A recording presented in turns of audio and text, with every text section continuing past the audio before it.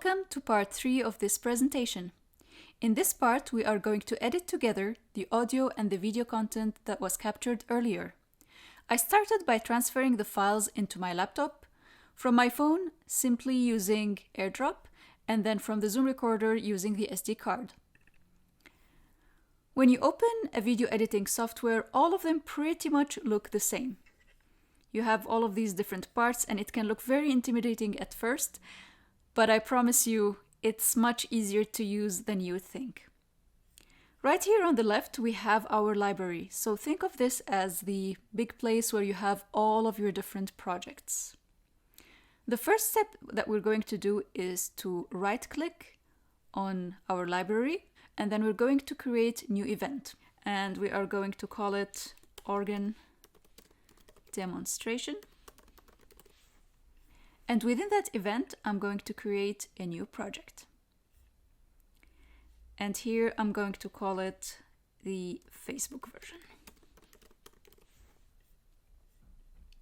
Okay, so it is in the event organ demonstration. That's great. The video is in 1080 HD, which is the format in which we filmed in the first place. So that's perfect. You can also use 4K if you want. Just make sure that you had already selected that in your phone when you filmed in the first place.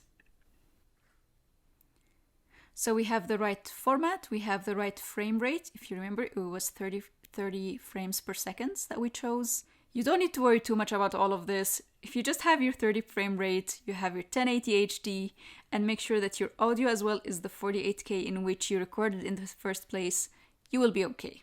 Don't worry about the other stuff. So let's click OK. Next step would be to import the audio and the video. So in order to do that, we're going to go to File, and we are going to import media. It was on my desktop, and I called it Organ Demonstration, and I had here all of my files, all the different angles, and the different audios. Perfect. I would say let's start with the hands and synchronize from there, because that's usually the hardest part to synchronize with the audio. So all I did was just drag and drop it into here, what we call the timeline. So if you imagine that you had, we talked in the beginning of our presentation about video reels. So this is like your table and you're laying out your reel on it. And you can put another reel next to it, which means that it's going to play this one first and that one second. You can also stack them on top of each other, and it's always going to play what's on top. Okay, I'm going to delete that, and I'm going to check what's going on with my audio tracks. Okay, I feel lucky that we had a backup audio track, because if you can see, this is fine. It's almost peaking. Let's see what the backup audio file looks like. Okay, that probably looks a little bit better. Like here, it's really at the threshold. I'm going to remove this one. I'm just going to keep the backup track. And I believe that this was take 2. Let's see. So the audio is still rolling, and I'm rolling the camera. And David, when you are ready, I'm just going to give a clap. Perfect. I think that was right here. Yep, so this is the audio. So right now I'm going to use the blade, which is literally just like a pair of scissors, and I'm going to cut this here and here. And I'm going to delete the rest. And then I'm going to synchronize them. This is where the magic happens. So I just need to make sure, and I'm going to zoom in here to show you. It has to be very precise. And this is why we have the clap, just because it gives us this very clear peak, which would be easy to synchronize together. So I'm just dragging and dropping it right there.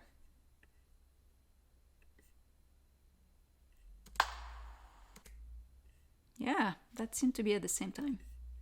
Let's see again. If it wasn't at the same time, what would you hear is this. No good. That sounds good. And now let's hear the organ.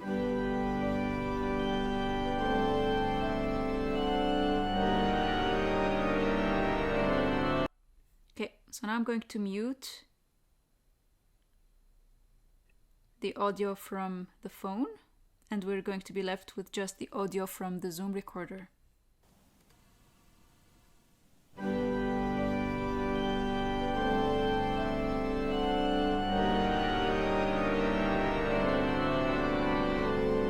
Sounds really great. Sounds really good and completely synced with the hands. So that's amazing. So now what I'm going to do is, I don't want anyone ever to hear that clap, right? So I'm going to make sure that I cut just by dragging and dropping right there. One important thing is that whenever you're starting an audio, fade it in. See, this is like a visual representation of the sound going up little by little. It sounds so much better that way.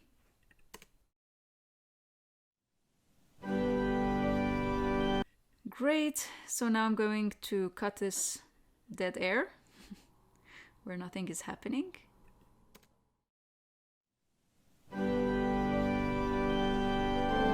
Great, I think it could even start a little bit later, right? Let's do that. And then we don't need this at the end.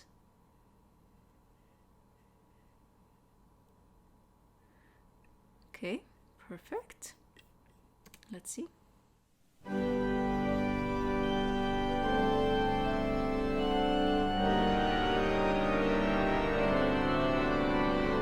Amazing.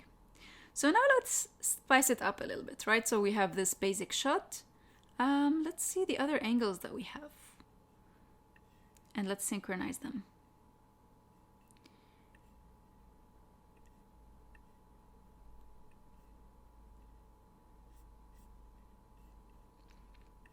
There we go.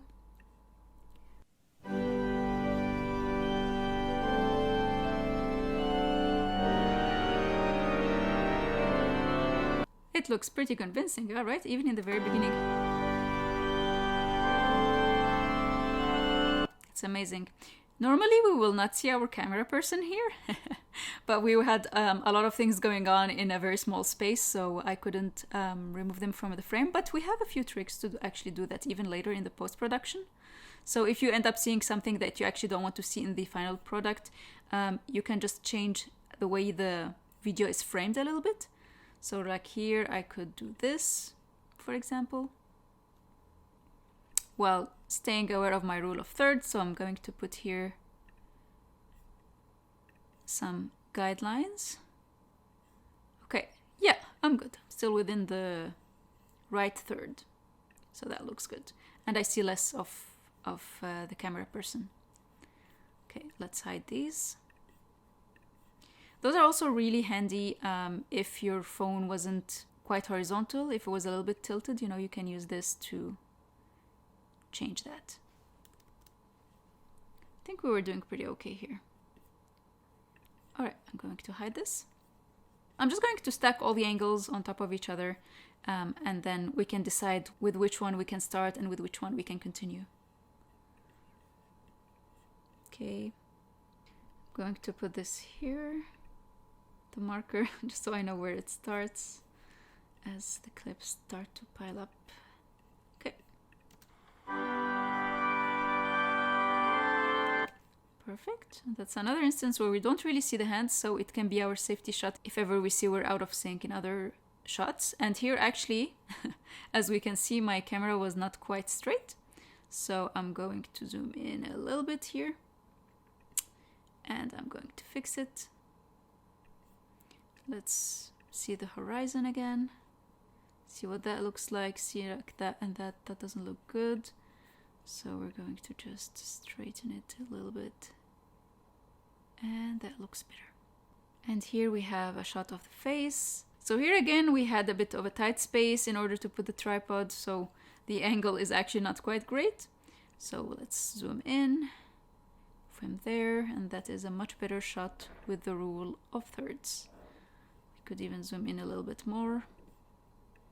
And again, when you have the whole space for you and you don't have another crew filming, you will of course do your best to hide the lights to make sure that they're not appearing in your shot.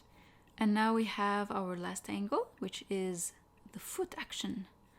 So now we have all of our shots, they're all in sync, and we can choose to start with whichever one we want. I like sometimes to keep a little bit of mystery and like not show the face of the person playing right away, but rather something that people are not used to seeing.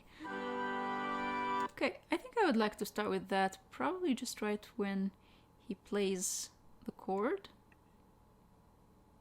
Right away, so. And then we're going to move to the foot as it moves. So. Great, and it's bonus points if you get it when the chord changes, you know, just making it as musical as possible. Yeah, that's so much better. And then with the next chord change.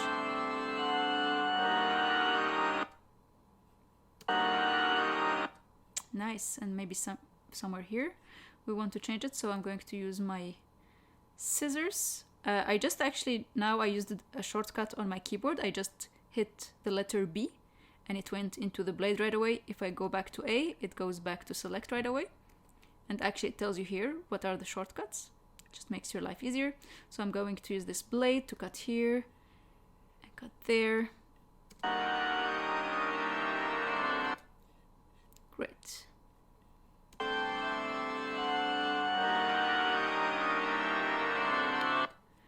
And just to explain quickly, usually it would be nice to have contrasting shots. So for example, if we saw this hand from this side, from the left side, it would be nice to see the feet from the right side.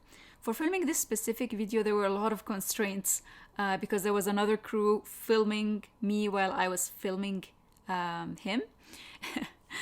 And therefore we shot everything from the same side. But just so you know, this is not a great practice because it just makes everything look static. As you can see, everything is happening, all the action is happening on the right side.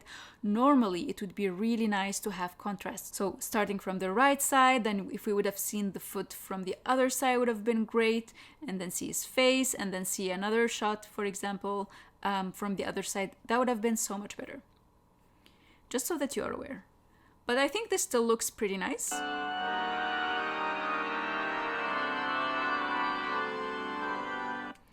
Very nice. He is very much into the music, always lovely to see. And now we could probably see everything that he's doing at the same time. So let's see what that looks like.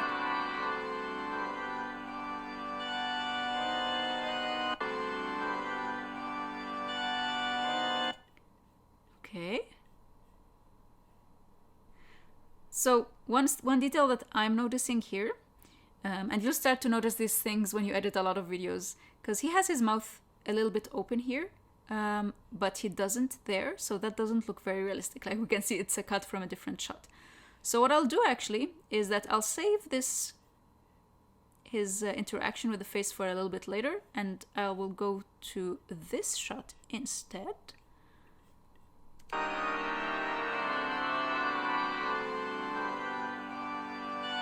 Yes, that looks so much more smooth. That looks much smoother.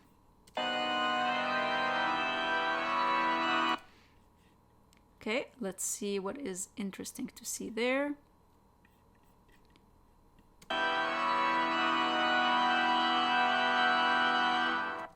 Oh, and our excerpt is already done. So you will see when you're editing, maybe you want to keep a certain shot for a longer time, you know, maybe you want to keep it for 10 seconds, 20 seconds. It all depends on the flow of the music and how dynamic you want the video to be and what you're trying to convey. In some videos, I would stay on the same shot for a long time. In some videos, I will change often, depending on the person that's playing, depending on the piece, depending on what kind of video we're trying to produce and the overall length of the video. All of those artistic decisions, you have a big advantage as a musician when you're taking them because you're already aware of all of these concepts. You're already aware about pace. So when you're editing your own videos of you playing, you have a much better chance of conveying the kind of interpretation that you were trying to do in the video through the way you edit it. If he's playing notes with his foot and I put the camera there, then I'm actually guiding the listener to listen to those notes, to look for those notes. So there's actually a huge impact of the way that you edit videos that impacts how people listen to the piece. So keep all of these things in mind when you're trying to edit the video. So now I'm going to show you how to add some salt and pepper into that. I like to start videos with this effect that we call a cross dissolve. It's basically like a fading in.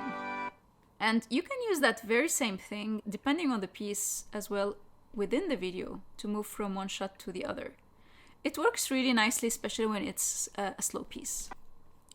Another thing, especially if you're uploading a video to YouTube, for example, if you're submitting it for an audition, you'd probably want to write your name and the name of the piece somewhere in the beginning. And you can very easily do that in Final Cut Pro and in all video editing software if you go into titles. Again, for classical music, I prefer to keep things simple. Great, and I'm just going to put it as what we call a lower third. Right there. I'm going to put first name, last name, organist. Okay, I can just easily move it. And then there are a lot of other things that you can do. I'm just going to quickly go through it. Maybe to you this video seems a bit too colorful, very saturated. So you have a lot of options here. For example, to make it have less color. See, this kind of look is a little bit more vintage. My recommendation is to make it as close to possible to what you saw in real life, unless you're looking for a very specific effect. Like it could be that you want it to be all in black and white, for example. You can even play with the exposure, and it's great, especially if things didn't go as planned when you were filming, the light wasn't great, something went wrong in your phone. You can always fix things later. Like see here, we can have a little bit more exposure here to make it more coherent with the other shot. One last thing that always makes videos look much better is if you use a vignette effect right there. So what it does is that it darkens the sides, the corners of the video and blurs them a little bit. And this puts much more emphasis on your subject. You know, like right now we don't really care about what's going on there, but all of our attention is on the hand. So this is a great effect if you use it sparingly and if you make sure that it's subtle. So right now those are way too dark. Like we can clearly see that I've added something. So I'm going to make the darkness a little bit less and just make it subtle. Okay, so I'm going to continue to work a little bit on the video and then we're going to take a quick look at the final result.